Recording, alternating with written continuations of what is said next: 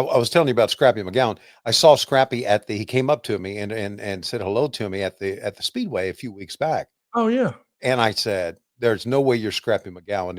He said, "Yes, I am." I said, "No, you're Scrappy McGowan's grandfather."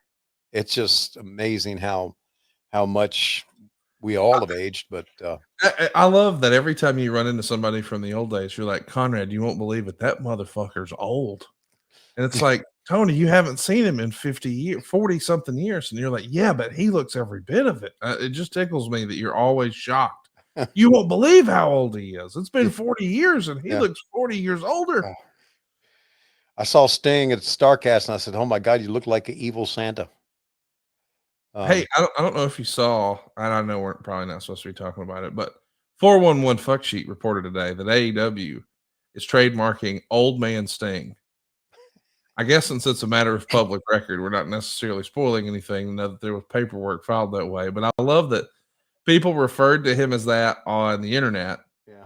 And now there's a chance that there might actually be a piece of merch or some sort of marketing one day that says Old Man Sting. Yeah. Because when I hear that, it makes me think, and I don't know if this is real, but last we heard, once upon a time, one of his youngins was actually thinking about getting in the biz. Right. And if there are more matches out of the Borden family in the future, Mhm. I don't know, having dear old dad as Old Man Sting, he becomes the Clint Eastwood of wrestling. That'd be badass. Get off It of my lawn, punk.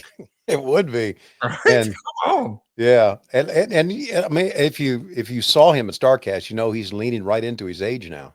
Oh yeah, he's Yeah. fully embraced it. Yeah. And it was great to see him now talking about people who've aged and how I love to give people a hard time. Yes.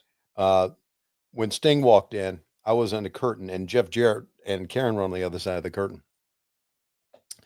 And I walked through the curtain there and saw Jeff, and I said, "Jeff, stay right where you are. The nursing home will pick up Sting first, and then it'll get you next." Oh And god. he was shouting. He was shouting, "Security! Security! Get this old fat man out of here!" I love So that. it's had a great. And then the second thing was Stevie Ray came by. Did you see Stevie Dude, he looks himself? better than ever. Yes, he does. Dude, he's in phenomenal shape. I know he's in phenomenal shape. And I had when he was with me on Worldwide for that short period of time. I don't know how long it was. Really enjoyed working with him. He had a great sense Yes. of humor, and he was well spoken. And so everybody that came by, Tony, it's nice to see you. And I would take pictures, and I would say, "I'd like for you to meet my father-in-law, Stevie Ray." I love that. And they would reach out and shake his hand, and he would stare at him. He said, "I'm not his father-in-law." But it was great seeing Stevie. It really was. And One of the all-time greats. I mean, no matter what your thoughts are on WCW, there's no denying that the Harlem Heat are the most decorated tag team in WCW history. mhm, Going to go down in history as one of, if not the greatest tag team in history, and real trailblazers too, man. I of just course. think a lot of him. And by the way, I don't know that I've ever told you this, but my favorite drink at any bar in America is called the Southern Gentleman, and it's served at the Sazerac Bar Okay.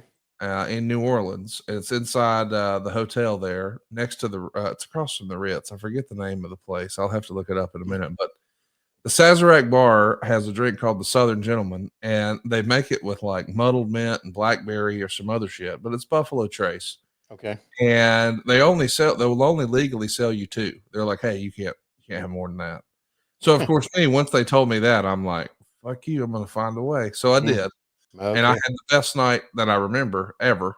But we started consuming these so quickly and so many of these that we Yes, you started did. to have code names for them. Mhm, And I channeled my inner Stevie Ray mhm. and my inner circle all these years later, because I mean, that was probably 15 years ago when we first discovered it. We have referred to that drink as fruit booty Fruit ever since. booty. Absolutely. Fruit booty is something that I stole from Stevie Ray doing commentary. I thought it was tremendous. And now all of my friends know when I say, hey, man, let's go get some fruit booties. They know exactly what I'm talking about. Thank you for that, Stevie Ray. Yeah, Stevie's good guy. It's amazing, and I told him this. I said it's amazing what he and Booker T did as far as tag team wrestling were concerned, and Stevie never took a bump, and uh, Booker T did all the work. But other than that, it was great seeing him. We, of course, are on the heels of a really big wrestling weekend. We're getting started with match number 2 right here. Hopefully, you're watching along with us. You'll see this is Mr. Wrestling on the left and a very young Rick Rude. And what's fun about this is Rick Rude here is not wearing long tights. And we famously heard a lot of people credit him with the phrase, it's an upper body business. This is years before he's got the airbrush and he's really calling himself, ravishing Rick Rude. Right. This version of Mr. Wrestling, by the way, is Jesse Barr, who you may remember also known as Jimmy Jack Funk. I have to admit, I was not familiar with Chief Joe Lightfoot. I had to throw it in Cage Match. Okay. He was also known as Joe Victory Lightfoot, Joe Ventura, and Jose Ventura. Okay. According to Cage Match, he was 213 pounds, 5'10" from Montreal, Quebec, Canada. I was not familiar with his game, but yeah, what do you remember, if anything, about Jimmy Jack Funk, Jesse Barr? Jesse Barr worked for Jim Crockett Promotions for a small time as Jesse Barr. Okay. And that's all I remember because he didn't stay long. I'm sure you could find on Cage Match where he was. He was with you guys in '84. Okay. I think he started in Mid-Atlantic on April 30th, '84, and he would finish up mid-August, August 14th. Okay. But he comes in with some wins over guys like Doug Vines and Jeff Sword and Bobby Bass. Wow. And believe it or not, a Bret Hart with 2 T's. That's also known as Barry Horowitz. Wow. Isn't that cool to think once upon a time Barry Horowitz went by Bret Hart with 2 T's? Isn't that something? It's amazing if you go up and down history in pro wrestling about some of the guys who actually ended up making somewhat of a name for themselves, how they progressed through the years and how they changed their name and did what they did. We're looking at Rick Rude right now, and I don't know about you, but he looks awfully damn skinny right here. I know he's much, much younger, but doesn't he look thin to you, thinner than? Oh, no doubt. I mean, this is before he's added a lot of the upper body. This is before he's, given up on legs and decided, no, we'll just cover him with airbrush tights. This is really before he found his groove. And that's one of the reasons I was excited about watching this is we're seeing Arn Anderson before he's the Arn we know, before he's the enforcer. Mm-hmm. We're seeing Rick Rude before he's ravishing. We're about to see the Iron Sheik before he changes wrestling. I mean, think about that, how crazy the ride the Iron Sheik is about to be on. He's going to be the freaking world champion in the WWF very, very shortly. That's wild to me to think that, he's here and now, bang, he's the champ. Yeah, it's like, and once again, you go through different changes throughout the years. And don't we all love summer vacation, relaxing, laying out by the pool, barbecues, hitting the beach, doing, well, nothing? Well, how about a summer vacation from your house payments? With SaveWithConrad.com, you can do just that.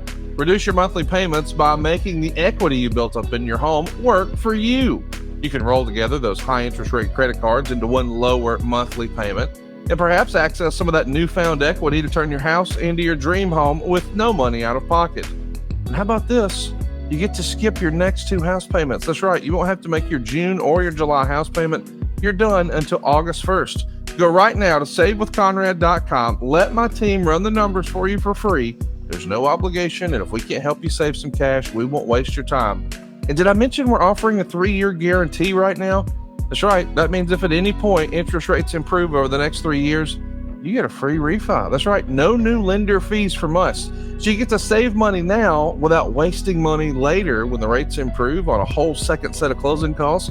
Why not go to SaveWithConrad.com and get a guarantee? Save money now and save money later with your friend in the mortgage business. That's me, Conrad Thompson at SaveWithConrad.com. Shoot me an email at Conrad@SaveWithConrad.com. Give us a call at 888-425-0105 or get yourself a quick quote. Even talk to a live person right now at SaveWithConrad.com. NMLS number 2129, equal housing lender. Let's take a summer vacation from house payments at SaveWithConrad.com.